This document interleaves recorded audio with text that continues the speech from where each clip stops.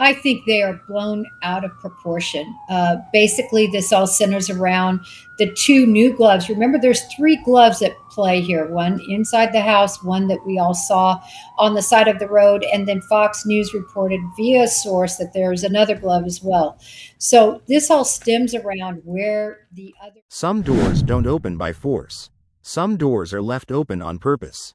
And that difference, that single detail buried inside a crime scene in the Catalina foothills of Tucson, Arizona, is what changed everything Jennifer Coffindaffer thought she already knew about this case. She had seen a lot in 28 years. She had walked into rooms most people will never see. She had read evidence that would make a prosecutor's hands shake. She had sat across from people who had done things that do not belong in daylight. And yet, when she went inside the evidence of the Nancy Guthrie case, when she worked through every piece of what happened on the morning of February 1st, 2026, what she found was something she described not with anger, not with disbelief, but with the kind of cold, measured professional clarity that only comes from someone who has spent nearly 3 decades learning exactly what human beings are capable of doing to each other. What she found was disturbing. Not in the way a photograph is disturbing. Not in the way a headline is disturbing.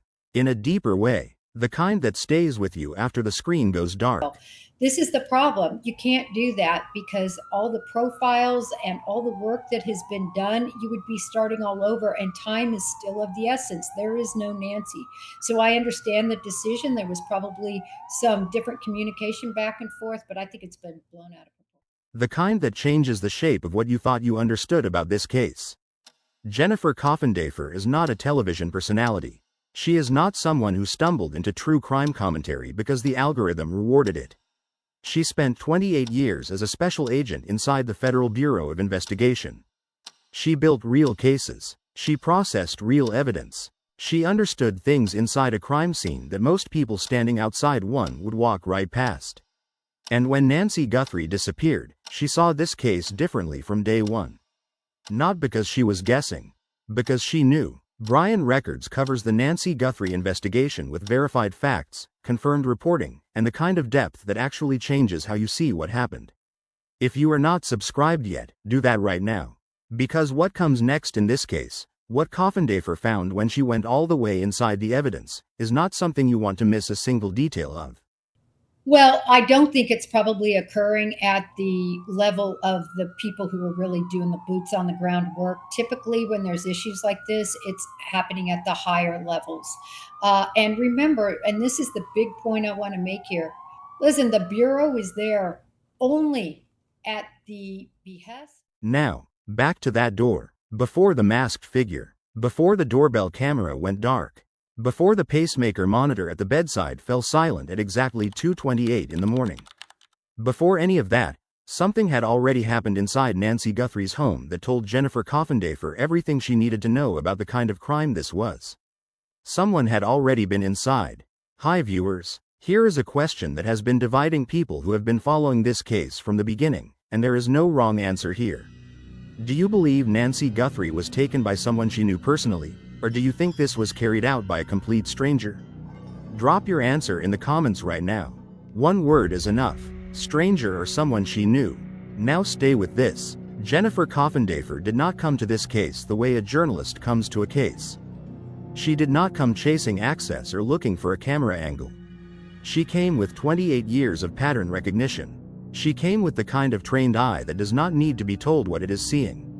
It already knows. On day 2 of the investigation, before most of the country had even processed the news that an 84-year-old woman had vanished from her home in the middle of the night, Coffindaffer was already on the record with Newsweek. She was already saying something the public was not prepared to hear. She said the person who approached that door kept their head down and walked directly to the camera. They knew exactly where it was. One sentence. That was all she needed to say. Because in 28 years of working kidnapping cases, violent crime cases, cases where the difference between a conviction and a collapse came down to 4 seconds of surveillance footage, she had learned something that most people never learn. The first 3 seconds of a suspect's movement on camera tells you whether you are looking at a stranger or someone who has been there before. A stranger hesitates. A stranger scans. A stranger's body language carries the weight of the unfamiliar. The figure on Nancy Guthrie's doorbell camera did none of those things. Head down, direct path, zero hesitation. Straight to the device. That is not luck. That is knowledge. Well, when you look at the reward going from 50,000 to $100,000, that tells me a lot as an FBI agent, because typically when you know exactly where the investigation is going, when you have persons of interest you're looking at, when you have the answers, you're not asking for answers. And the moment Coffindaffer said it, the entire frame of this case shifted. Because this was not a random crime. This was not an opportunist who drove through the Catalina foothills and picked a house. This was targeted, this was planned, this was personal, and the person at the center of it, the masked, gloved figure who arrived at 1:47 in the morning and walked directly to that camera like they had rehearsed it, was not working alone. Coffindaffer had seen this before. Not this exact case, but this exact architecture, the precision, the timing, the layers. The kind of criminal planning that does not happen in a single night, that does not belong to one person acting on impulse. The kind that builds slowly, deliberately, over months. Maybe longer. Nancy Guthrie was 84 years old. She used a walker to move through the rooms of a home she had lived in for years. Her pacemaker, a device implanted to regulate a heart that needed help doing what healthy hearts do automatically, sat beside her bed on a monitor that transmitted data to her healthcare provider every single night at precisely 2:28 in the morning. She lived alone. She was quiet. She was private. She was not a public figure. She was a retired woman in a house in the foothills of Tucson who had dinner with family the night before she disappeared and was home before 10. And Jennifer Coffindaffer, from the moment she looked at the footage, the evidence, the layout of that property, the timeline of that night, knew that someone had chosen her on purpose. The question was never whether this was targeted. Coffindaffer settled that on day 2. The question, the one that has been building inside this investigation ever since, is who had both the access and the motive to do something like this to a woman like Nancy Guthrie. And the answer to that question begins not at the front door where the masked figure appeared. It begins at the back of the house, where a door that should have been locked was not broken, was not forced, was not pried open in the dark. It was propped, not broken, not forced, not the result of someone working against a lock in the dark with tools and desperation. Propped, deliberately, intentionally, as if someone had walked through that door from the inside, paused, and made a choice to leave it accessible before they left. That word, that single word, is where Jennifer Coffindaffer's analysis of this case becomes something that goes far beyond a standard missing persons investigation. Because a propped door does not happen by accident. It does not happen because someone forgot. It happens because someone planned ahead. Because someone knew they were coming back. Because someone needed a specific point of entry to be available at a specific time, and they had the ability to create that access from the inside. Think about what that requires. To prop a door open from the interior of a secured home, you have to have been inside that home. Not outside studying it, not peering through a window from the property line. Inside, walking the hallways. Standing in the rooms, moving through the space with enough comfort and enough time to locate a rear exit, understand how it locks, and deliberately disable that lock before leaving. A stranger cannot do that. A stranger conducting reconnaissance from a public street, pulling up satellite images on a phone, watching the property from a parked vehicle, that person never gets close enough to touch a rear door from the inside. They do not have access to the interior of a secured home with a gate at the driveway entrance and a Google Nest camera watching the front approach. But someone who had been welcomed inside could. Someone who had sat in those rooms. Someone who had walked those hallways. Someone who had stood at that rear door and already knew exactly how it worked and exactly what to do with it before they left for the last time. Coffindaffer broke this down with the kind of precision that courtrooms are built around. She was not speculating. She was applying 28 years of forensic logic to a fact that was already part of the record. The rear doors of Nancy Guthrie's home were found propped open. That is not a theory. That is what investigators found when they arrived at that property. And what that fact means, when you understand it the way Coffindaffer understands it, is that the crime did not begin at 1:47 in the morning when the masked figure appeared at the front door. It began earlier, much earlier, on a day when someone walked out of Nancy Guthrie's home through a rear exit and left the door behind them in a position that would make everything that came next possible. Nancy's home sat in the Catalina foothills of Tucson, Arizona. It had a security gate at the driveway entrance.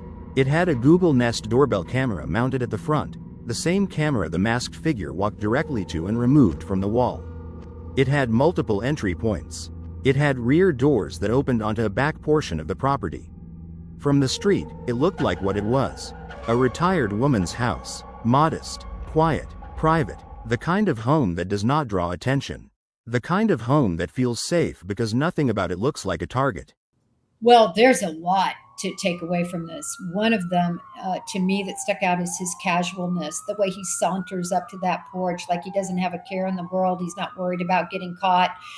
This is a very comfortable person at this location. Second of all, that holster is very unique. They are working. But Coffindaffer has spent decades learning that safety is often an illusion constructed by familiarity. And the most dangerous threat is never the one approaching from the outside. It is the one that already has a key.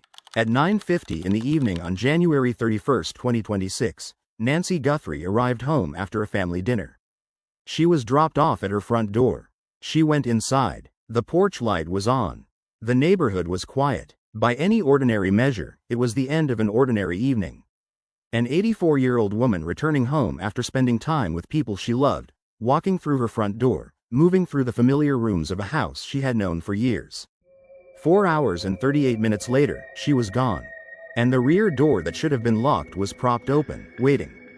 Here is what Coffindaffer wanted people to understand about the architecture of this crime. The masked figure who appeared at 1:47 in the morning was not improvising. He was not testing entry points hoping one would give. He arrived at a property where the work had already been done. The camera position was already known. The rear access point was already prepared. The layout of the home, the physical limitations of the woman inside, the exact window of time between when she would be asleep and when her pacemaker monitor would transmit its nightly signal at 2:28, all of it was already mapped. That is not the work of one person acting alone on a single night. That is the result of planning. Deep, deliberate, layered planning. The kind that requires time, access, and information that only one category of person could possess. Someone who knew Nancy Guthrie. Someone she trusted. Someone who had been inside that house not as a threat, but as a guest. And who had left through the back door on the way out, making sure it would not lock behind them. Coffindaffer said it plainly. A stranger doing reconnaissance from the outside does not get access to the rear of a secured home in advance. The evidence at that back door pointed in one direction, toward someone on the inside, toward someone whose connection to Nancy Guthrie was not suspicious on the surface. Toward someone who, if you passed them on the street or saw them at a family dinner, you would never look at twice. That is the most chilling part of what the propped door revealed. Not what it said about the masked figure, but what it said about whoever sent him. Because Coffindaffer had already reached a conclusion by this point in her analysis. The man on the doorbell footage, the one with his head down, the one who walked directly to the camera and removed it from the wall, he was not the one who designed this. He was the one who executed it.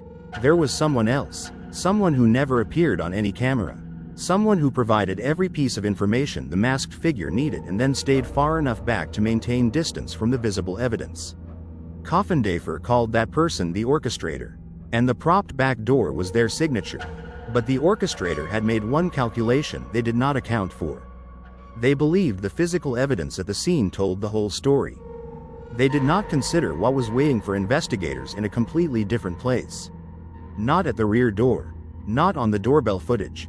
Not on the property at all. On a computer. In a search history. Attached to an IP address that the FBI was already moving to subpoena. And the dates on those searches were going to be very difficult for someone to explain. 9:50 in the evening on January 31, 2026. Nancy Guthrie is dropped at her front door after a family dinner. She goes inside. The house goes quiet. 1:47 in the morning on February 1, 2026. A masked and gloved individual appears at her front doorstep. He walks directly to the doorbell camera. No hesitation. No scanning the property. No pause at the gate. He goes straight to the device and removes it from the wall. 2:12 in the morning. Motion is detected at the front of the property. 2:28 in the morning. Nancy Guthrie's pacemaker monitor misses its scheduled nightly transmission. 16 minutes. In 16 minutes, an 84-year-old woman who required a walker to move through her own home was taken from her bed, moved through the interior of that house, brought through an exit point, and transported to a location that has never been publicly identified. About 3 days later or so and searched. Then the FBI came back again and did another search of the roof. They took a camera and they took the vehicle of Nancy Guthrie. And then they came back for the fourth search of the septic system. That's problematic. Never had a case in 20. Sit with that for a moment. 16 minutes. Jennifer Coffindaffer sat with it too. And what she said about that window of time is one of the most precise and unsettling assessments she has made publicly about this entire case. She said that level of speed, that level of operational control, that level of execution does not happen without knowledge. Knowledge of the home's layout, knowledge of Nancy's physical condition, knowledge of exactly which route to use to move her out of that property as quickly and as quietly as possible, without triggering anything that would alert anyone until it was far too late. You cannot move through an unfamiliar home in the dark at that speed without knowing where everything is. You cannot execute a 16-minute extraction of an 84-year-old woman without having thought through every step of that route in advance. The hallways, the doorways, the path from the bedroom to the rear exit, the distance from the exit to wherever the transportation was waiting. Every second of those 16 minutes was accounted for before they began. And then there is the window before. The 3 hours and 57 minutes between when Nancy was dropped at her front door at 9:50 in the evening and when the masked figure appeared at 1:47 in the morning. Coffindaffer returned to that window repeatedly during her public analysis. Not as an accusation, as mathematics, as the kind of timeline accounting that 28 years of building federal cases had made second nature to her. 3 hours and 57 minutes is enough time to drive a significant distance and return. It is enough time to change, to prepare, to gather everything needed for what came next. It is enough time for someone who already knew the rear door was propped open to position themselves nearby, wait for the lights inside the house to go dark, and then move at exactly the right moment. Not a random moment, the right moment, the moment after Nancy would have gone to sleep, the moment before her pacemaker monitor would send its 228 transmission and potentially flag that something was wrong. That window was chosen, deliberately, by someone who knew Nancy's routine, who knew when she slept, who knew when that monitor transmitted, who understood that 1:47 in the morning was the precise point of maximum vulnerability and minimum detection risk. Think about who would know that. Not a stranger watching a house from the street, not someone who had pulled up the property on a mapping application. Someone who had been told, or someone who had been there, someone who had sat in that house late enough to understand the rhythms of the night inside it. Coffindaffer had been saying since day 2 that this crime was targeted and personal. The timeline confirmed it in a way that left very little room for alternative interpretation. But the timeline alone was not the most disturbing part of the digital evidence this investigation produced. In March of 2025, 10 months before Nancy Guthrie disappeared, someone ran an image search for her home address. They pulled up photographs of the exterior of her property, the driveway, the front door, the angles from the street. They studied the layout of that house from the outside using publicly available sources. And then they did it again. Between November 30th and December 1st of 2025, 60 days before the abduction, someone conducted the same search. The same address, the same exterior photographs, the same deliberate examination of a property from a digital distance. 2 separate rounds of reconnaissance. 10 months apart. The FBI subpoenaed Google for the IP address data connected to both searches. They obtained the device records, the account information, the digital trail that leads directly back to whoever sat at a keyboard and typed Nancy Guthrie's home address into a search engine not once, but twice, with a specific and deliberate purpose. Coffindaffer's response to this detail was measured. She does not perform outrage. She processes evidence. And what she said about those searches carries an implication that is impossible to walk away from cleanly. She noted that a complete stranger to Nancy Guthrie, someone with no prior connection and no knowledge of the property, would have clear reason to research the home extensively from the outside. A stranger needs to learn what the property looks like. A stranger needs to identify entry points, camera positions, sightlines from the street. For a stranger, that digital reconnaissance makes operational sense. But consider the person who does not need any of that. Consider the person who already knows that house, who has walked through those rooms, who already knows where the cameras are mounted, which doors lock which way, where the pacemaker sits beside the bed.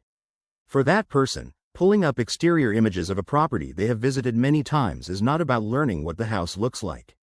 It is about confirming something specific, verifying a camera angle, checking an approach path, making sure that a plan already formed in detail would execute exactly the way it was designed to.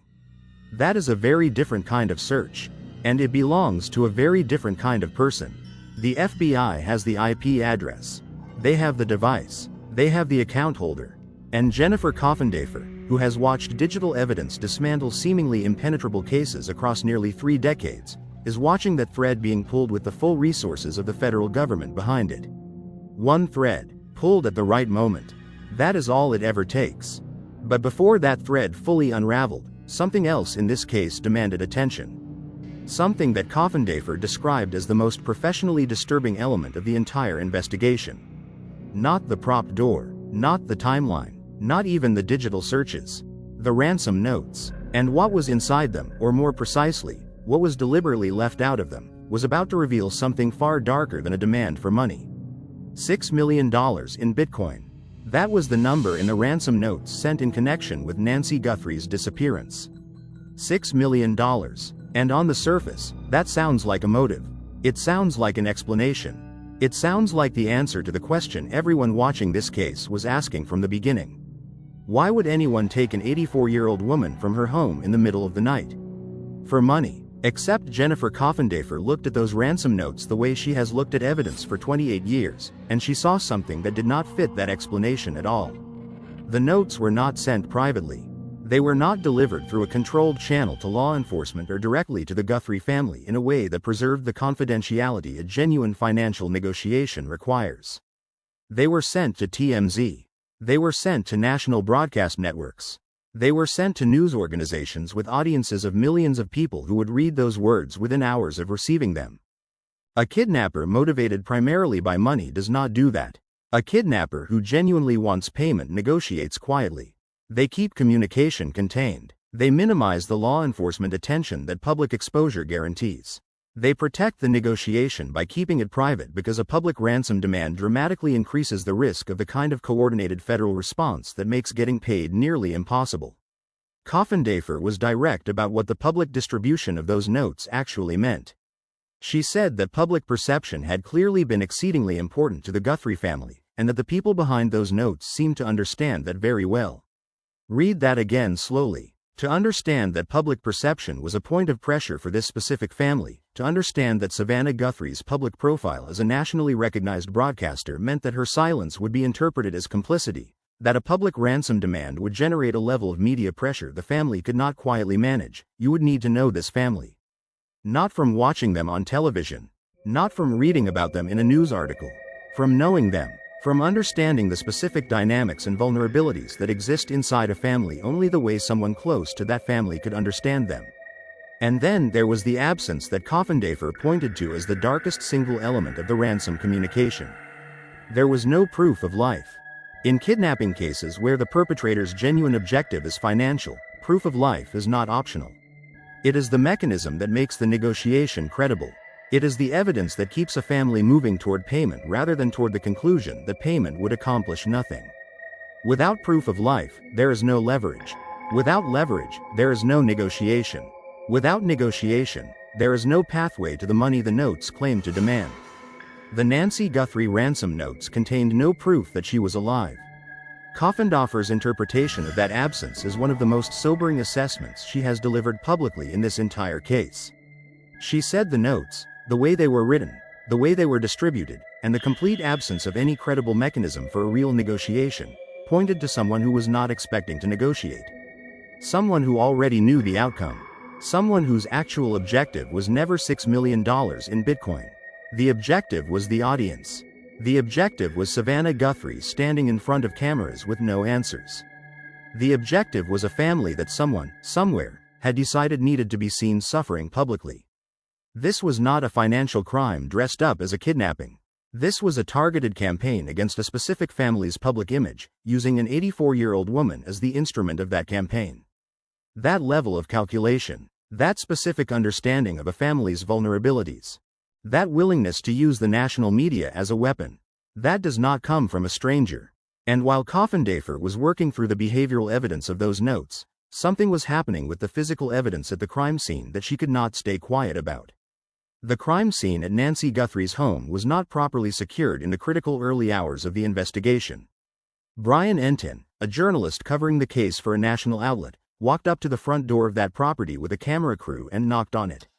Like a standard news assignment, the blood found on the front doorstep, later confirmed to belong to Nancy, was accessible. Not behind a perimeter, not protected, accessible to anyone who approached the property. Coffindaffer did not respond to this with academic criticism. She responded with the kind of professional devastation that comes from understanding exactly what is lost when a crime scene is mishandled in its first hours. She said it plainly: there are no do-overs in crime scenes. Whatever evidence existed on that property in the first 12 hours, whatever trace materials, whatever physical record of exactly what happened at that front door was potentially gone. Compromised by the absence of the most basic standard of scene security that any law enforcement agency is expected to maintain. And then the DNA evidence. A glove was recovered approximately 2 miles from Nancy Guthrie's home. It appeared consistent with the gloves worn by the suspect visible in the doorbell footage. It was processed. An unknown male DNA profile was recovered from it. A profile that did not match anyone in the federal database. Instead of sending that evidence to the FBI laboratory at Quantico, the most advanced forensic facility in the country, with capabilities that private laboratories cannot replicate, Pima County Sheriff Chris Nanos sent it to a private lab in Florida. 11 weeks passed. 11 weeks during which the most significant piece of physical evidence in this investigation sat in the wrong building, being processed by a facility without the tools that Quantico would have applied to it immediately. 11 weeks during which an 84-year-old woman who required daily medication to maintain her health remained missing. 11 weeks during which the trail that connects physical evidence to a living suspect does not get warmer. It gets colder. Coffindaffer called it what it was: a failure of professional judgment that cost the investigation time it could not recover. When the evidence finally arrived at Quantico, after public pressure, after congressional attention, after Sheriff Nanos was questioned under oath about the decisions made in the early weeks of this case, Coffindaffer said something that should have been the headline. She said the FBI was starting from scratch. Starting from scratch, on a case that was already weeks old. On evidence that had already spent 11 weeks in a facility without the resources to fully process it.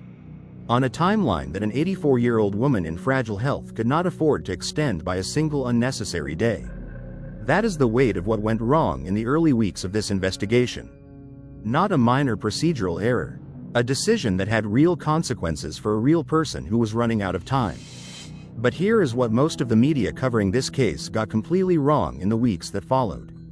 They called it cold. By March of 2026, a narrative had begun circulating across news coverage of the Nancy Guthrie disappearance. A suggestion, growing louder with each passing week, that the investigation had stalled.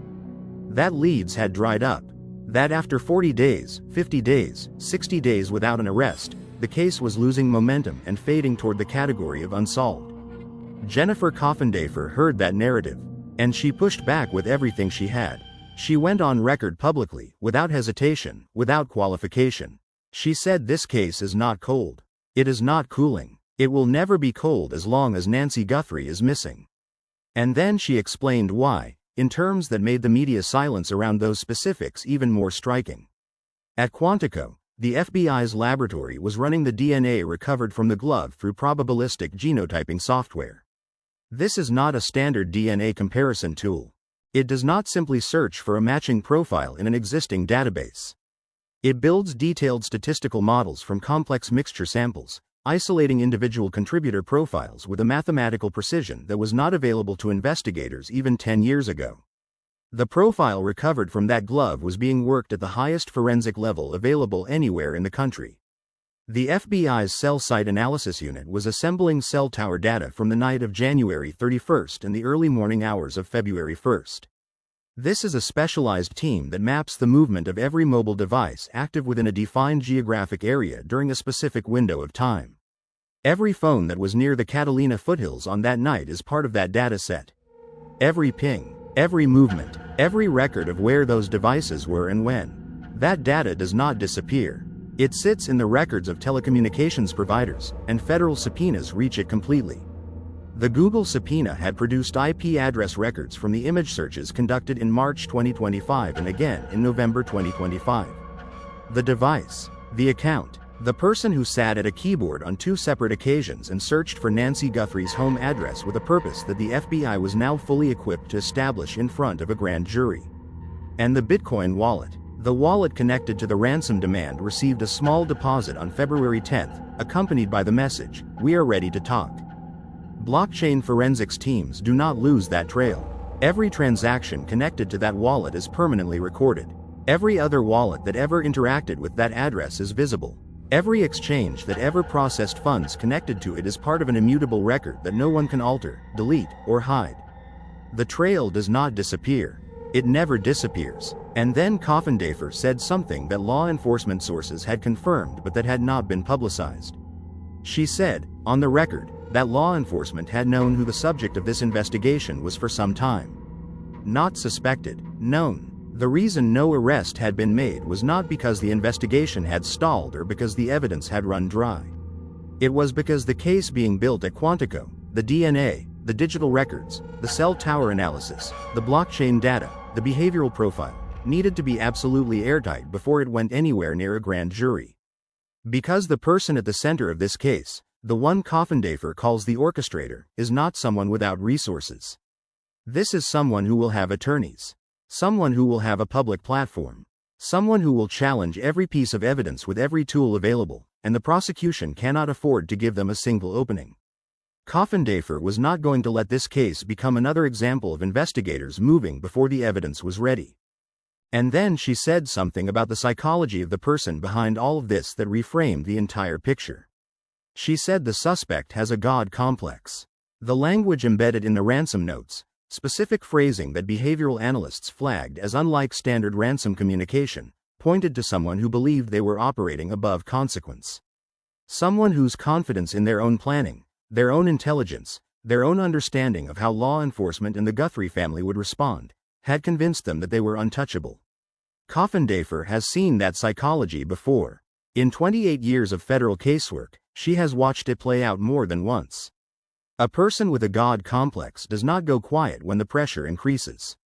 They push back. They cannot help themselves. The need to demonstrate that they are smarter than the investigators, smarter than the family, smarter than the public audience watching, it compels them to act even when staying still is the only rational choice. Sending those ransom notes to TMZ was not a strategic error. It was a statement, I am doing this in front of everyone and there is nothing you can do about it. The propped back door, the advanced preparation, the confidence of the approach, none of it carried the energy of panic. It carried the energy of someone who believed the plan was flawless. The Google searches run on a device connected to a traceable account. That was someone who believed the digital trail would never matter. That is what a God complex looks like inside a criminal investigation. And Coffindaffer knows what happens next, because she has watched it happen across 3 decades of this work. They make one error they did not account for. One thread they believed would never be pulled. The DNA on the glove 2 miles from the house. The cell tower data placing specific devices in specific locations at specific times.